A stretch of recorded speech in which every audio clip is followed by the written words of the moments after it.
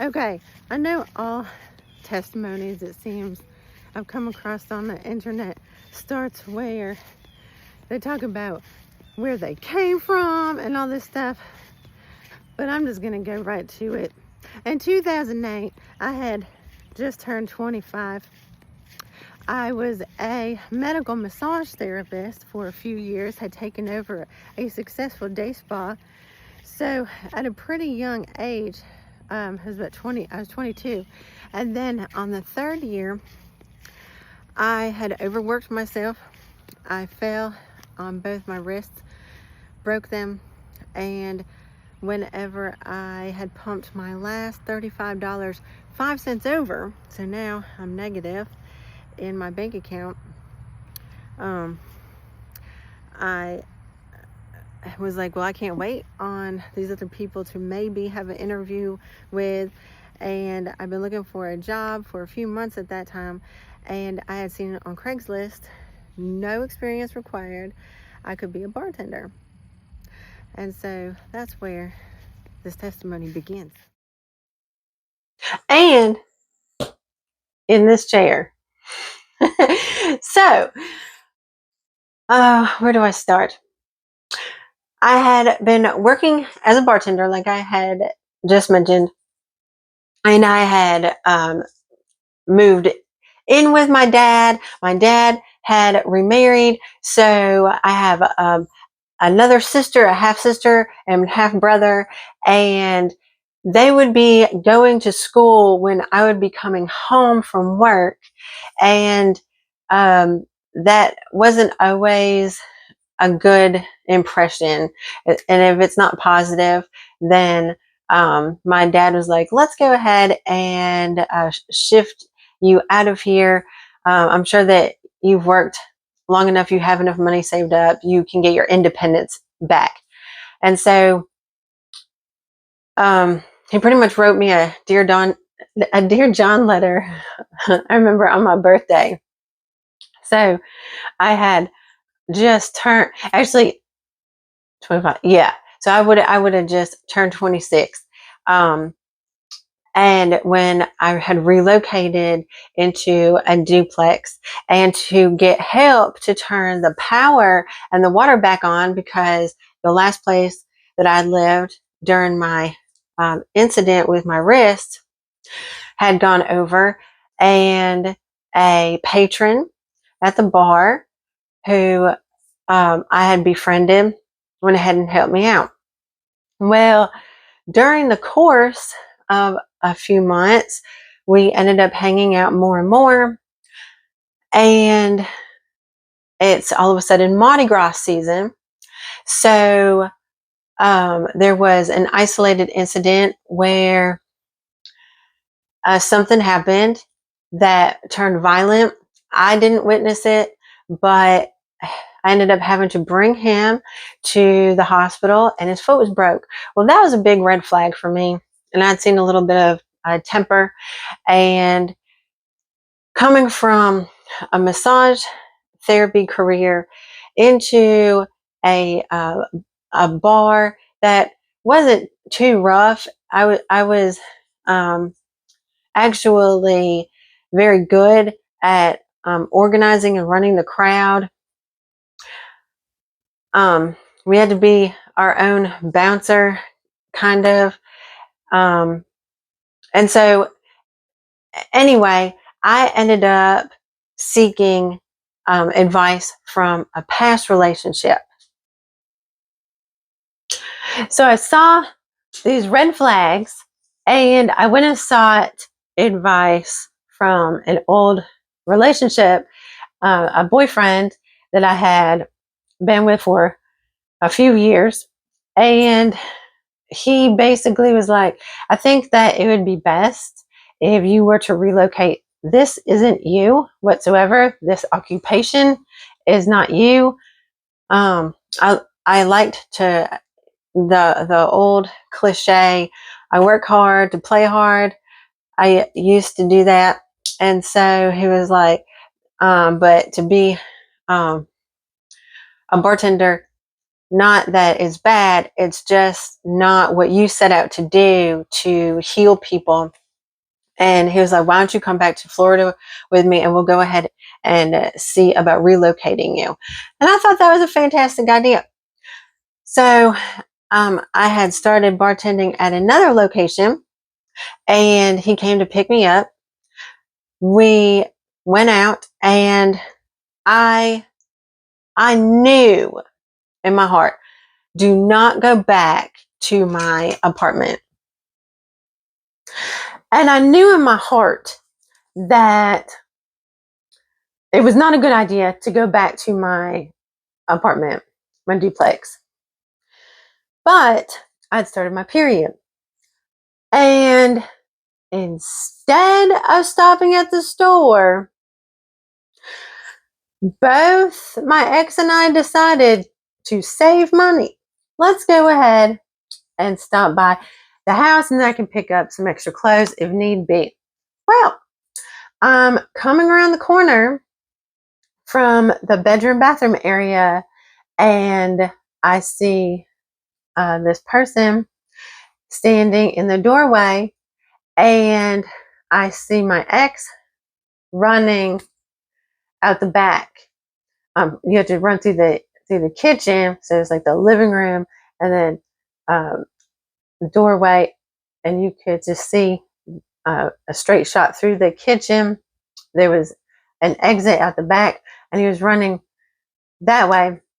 And I went to say something to this individual, and their whole face morphed. Now, I always knew I had extrasensory perception, and that's one of the reasons why I used to cover things up with drugs and alcohol. It started at a very young age, and I still liked scary movies. I didn't care for the gory stuff, of course, you know what I mean? Like the stuff that could happen, that really psycho people would do. I didn't seek that kind of thing. But the supernatural, based on true stories, that's the kind of movies that I watched a lot. I used to read a lot of mystery novels and things to that nature as well. But there was nothing I had ever seen that I could describe this. I could compare this to have somebody's face literally just morph into something evil. And so I ran. And the next thing I know, I'm on my knees in like a euphoric kind of situation, and I'm up close. I was kind of like I was just floating in a way. I'm up close to the linoleum in the kitchen, and I remember thinking, "Oh wow, this place really must have been built in the 70s, or it hasn't been redesigned since then." I never realized how retro. And then it was, why am I down here? I didn't feel the pain or anything. But then the next thing I remember is in this chair, and I have 2 knives to my neck, and I'm being yelled at, but I couldn't really hear what was being said. I could read the lips and hear the through the vibration. And I thought, this is an interesting way to go. So I want to tell you that because there was no fear at this time. I then black out, and I'm in my bedroom, and there's 2 gentlemen in uniforms, and I realize they're police officers. My ex had apparently called them. They're not taking us seriously. They said, "Oh, yeah, she's probably just drunk or whatever." And I wake up, and I No, I don't throw up at this time, but this is when I realized I have excruciating pain. So I have this baseball here because it was right here. Literally, I could cup my hand literally like that. And that's how much that God allowed this bone right here, this occiput. This occiput isn't like the parietal where there's a slight separation, so there might be a little bit more of a give. Oh no. This is a straight bone that God allowed all of this pressure that was being built up inside my brain to build and allowed it to protrude with just a little scratch. There was just a little couple drops of blood on my pillow. The next morning, I saw that when projectile vomiting everything onto my carpet, and then realized that I'm really left there alone, no cell phone. And so I was like, well, I need to go to the bathroom. And that's when I realized I'm not really able to walk. So I get on the floor and I'm dragging myself with my forearms and my hands. So dragging my whole body to the bathroom, and I'm in there until I couldn't throw up anything else. And the pain was so severe. Like there was nothing else like it. Like with my first child birth, the delivery was a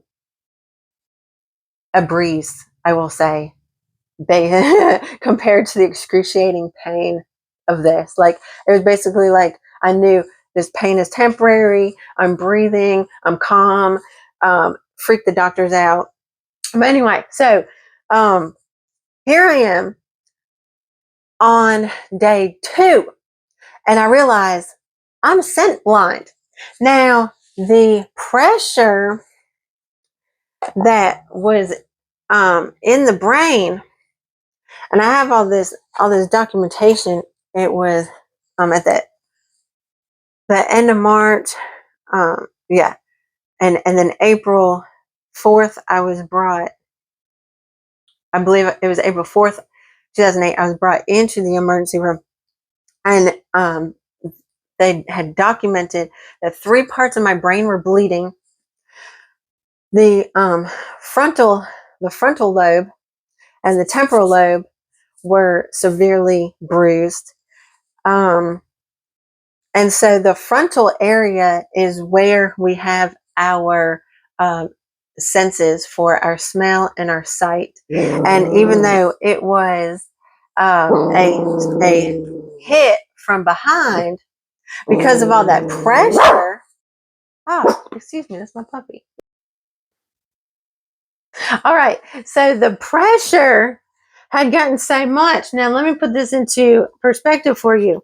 Here's our brain, and this is pretty true to our size. You should be able to put your fingertips in the back and in the front. So when you have that much pressure build up, that the swelling of this bone is like this, then all this brain tissue, it was documented on the CT scan when I got into the hospital the next day after this miraculous situation I'm fixing to talk to you about. So amazing. It's really not my testimony. It's Jesus Christ's testimony to give God glory. I tell you, I've been so nervous about talking about this. I had said this testimony to individuals throughout the years, and it's not impactful until it's time.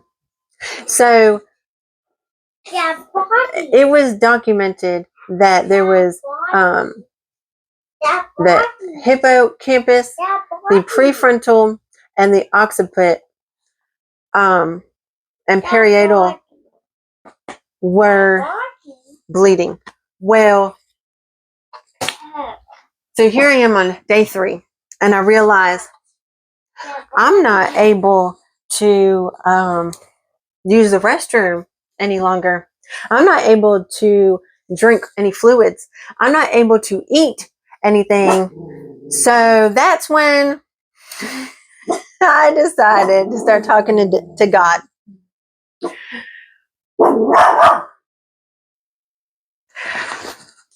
So I start to talk to God, and I was in this chair, and I was like this in a fetal position, maybe more like this, and I was rocking back and forth, just very slightly, because with every slight movement, I would feel the cerebral spinal fluid and my brain kind of shift.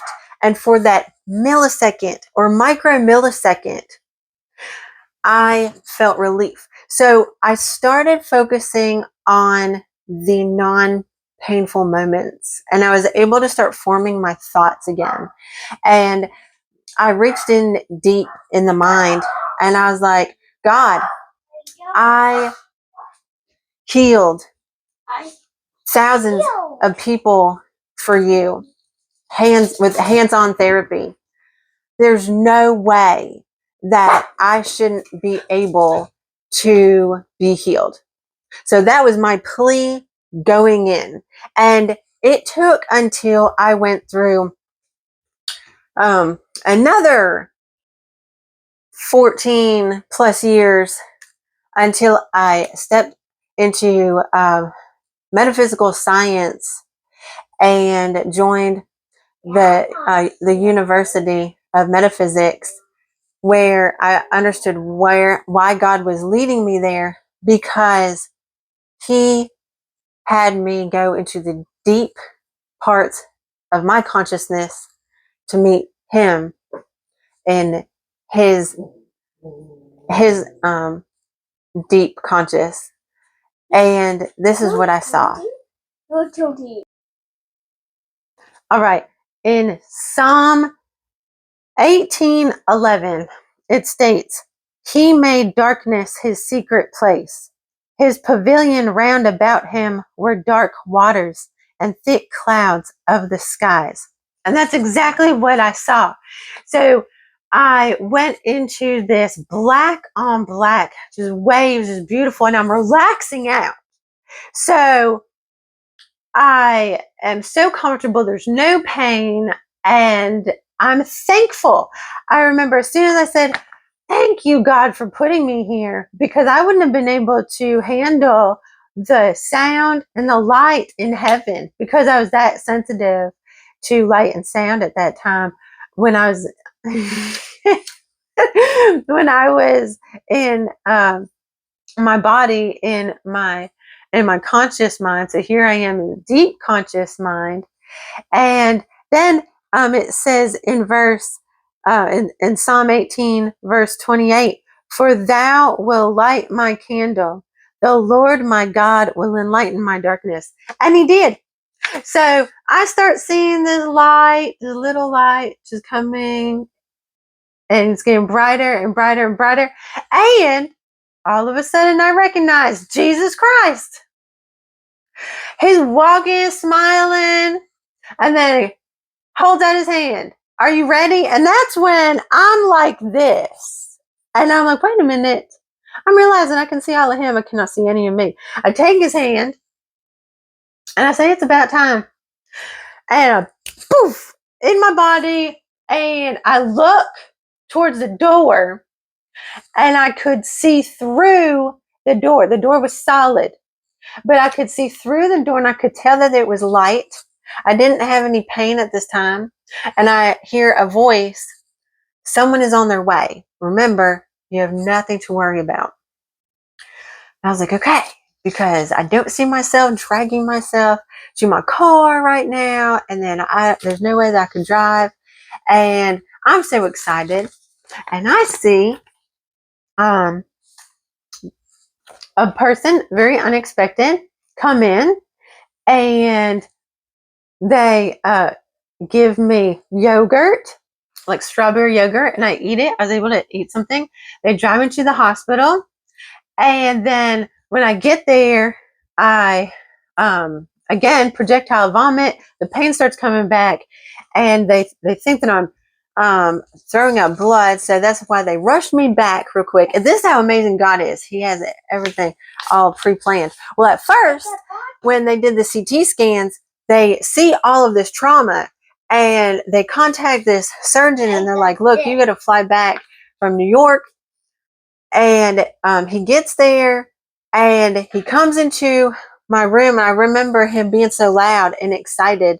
And I'm like, shh, can you please not talk so loud? And he wasn't having it. He was like, in my 25 years of being a neurosurgeon, I've never seen anything like this. You were supposed to have your brain, your skull drilled into to release the pressure, and you've healed. Like, the fracture is now a cross. There is no fracture. There's slight bruising. The bleeding's pretty much gone. The baseball size hematoma dissipated. So they didn't know any other reason to keep me there, and didn't know how to explain it. And they were, I guess, just as in shock as I was when I got home, and everything was kind of sinking in. And I sat again alone on my couch, and I asked God, what is it that you want me to know? Because even though I was in the secret place, I was in that dark secret place, I was given information, but I wasn't spiritually mature yet. My spirit, my soul knew Jesus Christ, but I was running off of my personal ego identity. I was running off my falsehood spirit. And so I didn't know Jesus. I didn't realize that there was any reason down here to know Jesus. Like, this is how ridiculous that was. I think that's why people didn't really know how to take me for many years, because I didn't rush right out and I guess do what maybe they would have done. Maybe that's why I was prejudged. I went to rehab, didn't tell anybody about this story. So I'm telling you, in hopes that if there's anybody out there, and there's more to this story, and I hope to do more of a one-on-one interview to really get to what would make a more of an impact for those who either have had traumatic brain injury, whether it's in sports or slips and falls, or it was in partnership abuse, how it's important to seek God sooner than later. And I've gone through and gotten my doctorate in philosophy and spiritual healing, and all the research that I did was based on metaphysical science, principles and practices proven in all aspects of medicine, and Eastern and Western philosophy is now opening their eyes to the mystics and the sages and the saints of what actually heals. And Jesus said it best: seek the kingdom of God within. So I will see you soon. Thank you for listening.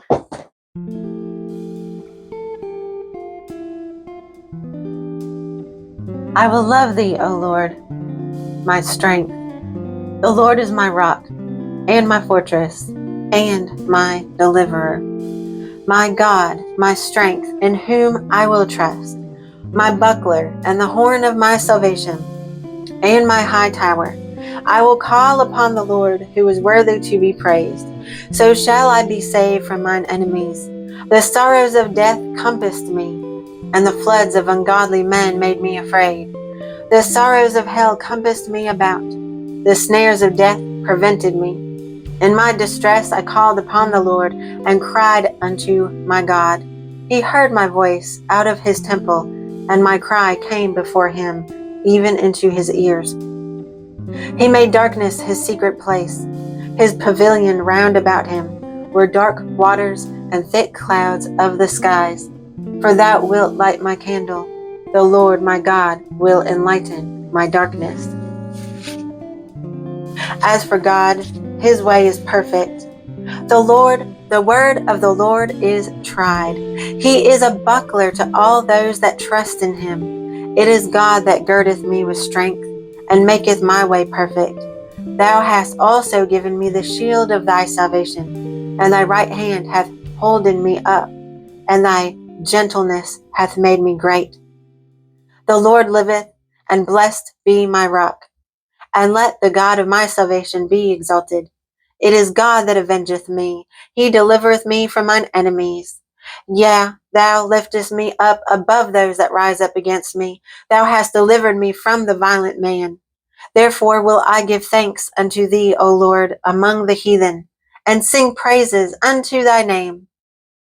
Great deliverance, rescued, recovered, redeemed, giveth he to his daughter, and showeth mercy to his anointed forevermore. No matter what your situation is, God is there for you. You are never alone. Peace be with you.